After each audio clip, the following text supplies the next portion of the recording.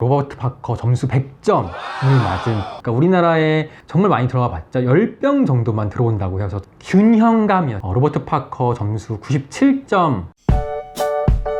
지난번에 예고해드린 바와 같이 프라이빗한 와인 시음회를 다녀왔어요. 참 맛있고 신기한 와인들이 많아서 이거에 대해서 오늘 좀 소개를 시켜드리려고 합니다. 그동안 저도 그렇고 다른 와인을 소개시켜드리는 분들도 그렇듯이 주로 이마트나 코스트코 같은 곳에서 접하기 쉬운 와인들이나 아니면 아예 너무너무 유명한 와인들 위주로 얘기를 해드리기 마련이에요. 그런데 사실 와인의 세계는 너무나도 넓고 깊어서 굉장히 소량만 생산되고 맛도 굉장히 특이한 와인들도 많이 있어요. 프랑스나 스페인, 미국같이 와인을 많이 재배하는 그런 나라에서는 와인 양조학이라는 학문 자체가 많이 발전을 해 있고 논문도 아주 많이 쏟아져 나오고 그거를 전공하는 박사들도 많이 있을 정도로 굉장히 새로운 방식의 와인을 양조하고 와인의 맛을 좀 더 개발하는 그런 시도들이 현재도 굉장히 많이 진행이 되고 있어요. 그런 노력들의 산물들이 현재도 전 세계에서 매년 쏟아져 나오고 있어요. 그런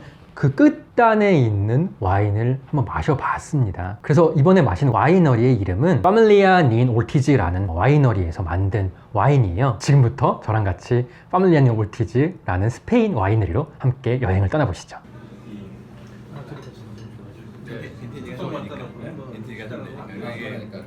프랑스 느낌이 이게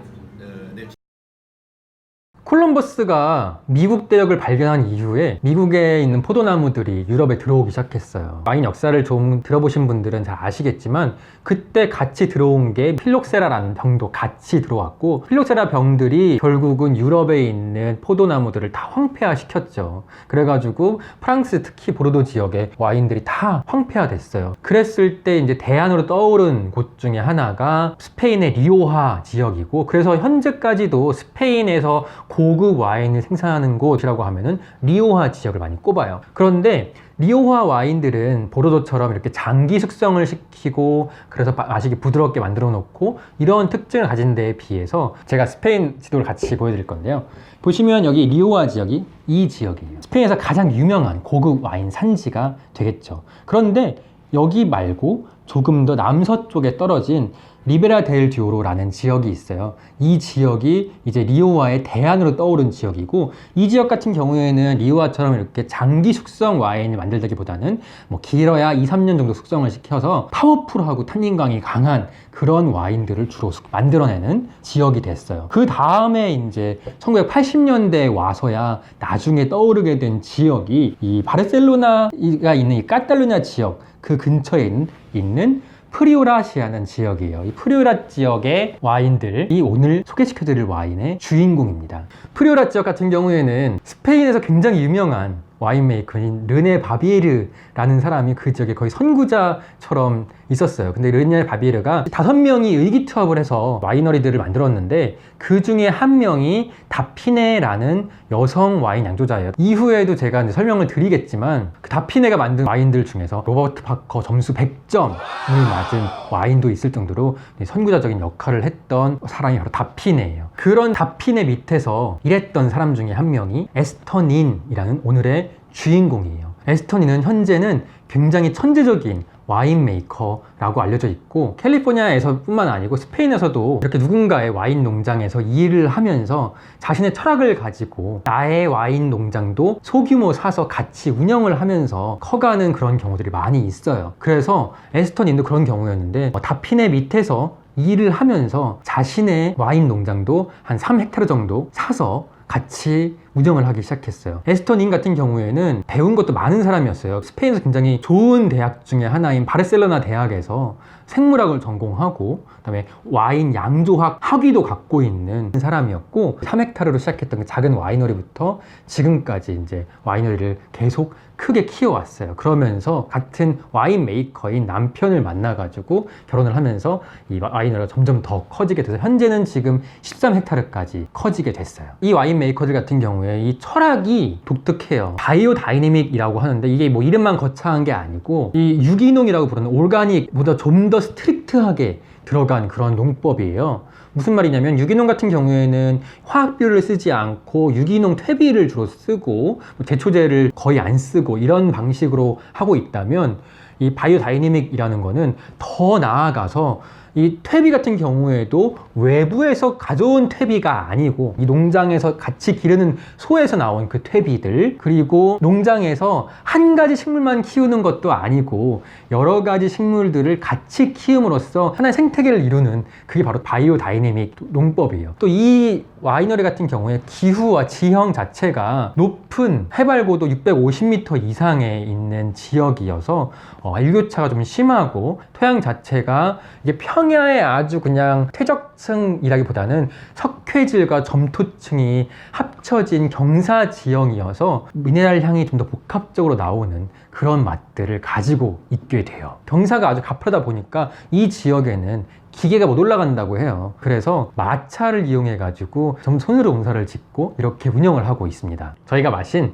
첫 번째 와인은 테라 베르멜라라는 와인이에요. 이 와인은 파렐라다라는 품종으로 만들었어요. 이 파렐라다라는 품종은 까바를 만드는 품종이에요. 에스터닌의 할머니가 살던 지역에 파렐라다가 많이 났다고 해요. 그래서 에스터닌이 이 품종이 정말 까바만 만들기엔 너무 좀 아깝다, 이거를 잘 키우고 양조를 좀 더 다르게 하면 좀 더 잠지력이 더 많이 이끌어날 수 있겠다 라고 생각을 하게 됐어요. 그래서 이 파렐라다를 사실 농장에서 키우게 되어 그래서 나온 와인이 테라 베르멜라라는 와인이에요. 아무래도 이 스페인 고유 품종이다 보니까 그 스페인의 향이 많이 나요. 뭐 세련되고 복잡하다기보다는 좀 투박하면서 좀 더 파워가 있고 산미가 있으면서 폭신폭신한 훈제 맛이라고 할까요? 그런 게 돋보이는 그런 와인이었어요. 오크통에서 숙성을 오래 시키면은 오크 향이 은은하게 배어 나오면서 좀 두께가 생기는 오크 향이.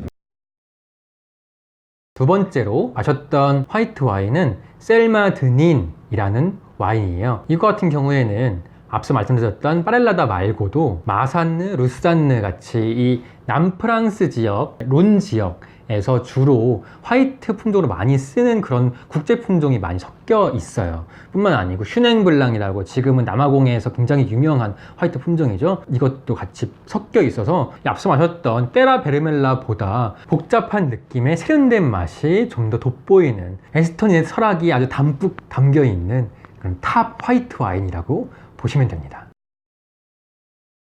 세 번째로 마셨던 와인은 플라니테스 드닌 가르나차 암포라라는 와인이에요. 뒤에 붙은 가르나차 암포라라는 말 자체가 프랑스에서는 그르나슈라고 부르는, 이 스페인에서는 가르나차라고 부르는 품종 이름이고, 암포라라는 거는 숙성을 시킨 게 다른 와인들처럼 프렌치 오크에서 숙성시킨 게 아니고 암포라라고 고대 그리스에서 쓰던 도자기에서 숙성을 시킨 거예요. 그러다 보니까 이 와인에서 오크 향이 배어들지 못하고 이 포도가 갖고 있는 고유한 맛이 더 두드러지게 나타나는 그런 와인이에요. 그르나슈, 가르나차가 껍질이 얇고 과일이 많은. 그 네 번째로 마신 와인은 플라니테스 드닌이라는 와인이에요. 이게 바로 이 와이너리의 주력 상품이에요. 이름을 보자면 플라니테스, 뭐 플래닛, 뭐 그냥 플래네타리움 이런 것처럼 우주를 의미하는 그런 단어죠. 플라니테스 드닌, 닌의 우주다. 닌은 이 에스터닌과 까르놀스 닌 부부를 의미하는 거니까 이 닌 부부의 우주, 이 닌 부부의 세계관을 담고 있는 그런 와인이에요. 좀 더 고급 와인에 익숙한 느낌이 좀 더 강하게 나지만 이 부부의 철학도 함께 엿볼 수 있는 정말 맛있는 와인이었습니다.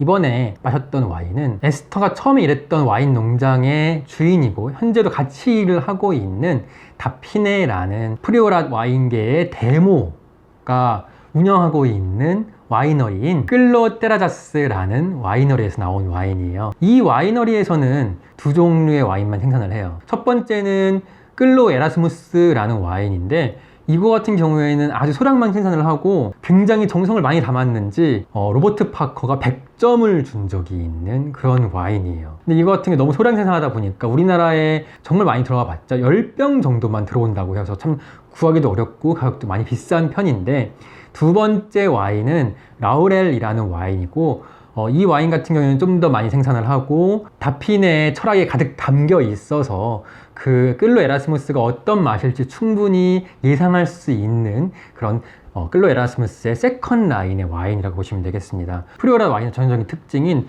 이 우아한 느낌과 그 컴플리케이티드한 그런 맛을 가득 담고 있어요. 확실한 게 있어가지고.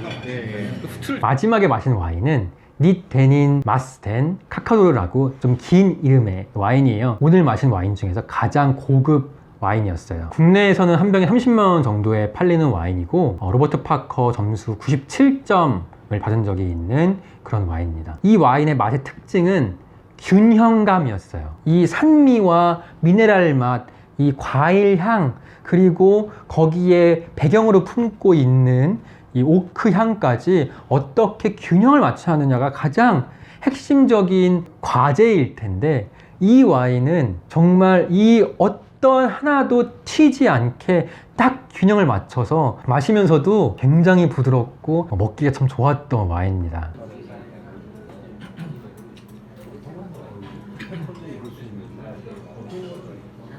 그래서 오늘은 스페인의 작은 와이너리를 같이 한번 탐방을 해봤어요. 저는 와인의 세계는 마치 바다 같다고 생각을 해요. 바다는 누구나 쉽게 접할 수 있는 해변들도 있고 대서양, 태평양처럼 크고 넓은 바다들도 있지만 바닷속에 아주 깊은 곳에 스쿠버 다이빙을 해보면 너무나도 아름답고 너무나도 신비한 지역과 보석들도 있어요. 그래서 특별한 철학을 가진 이런 와인 메이커들의 와인을 찾아서 마셔보신다면 신비하고 인생이 풍부해지는 그런 경험을 하실 수 있을 거라고 저는 확신을 합니다. 와인 클리닉, 오늘 같이 떠났던 이 보물찾기 여행이 즐거우셨다면 여기 있는 구독과 좋아요 꼭 눌러주시고 다음 시간에 만나요.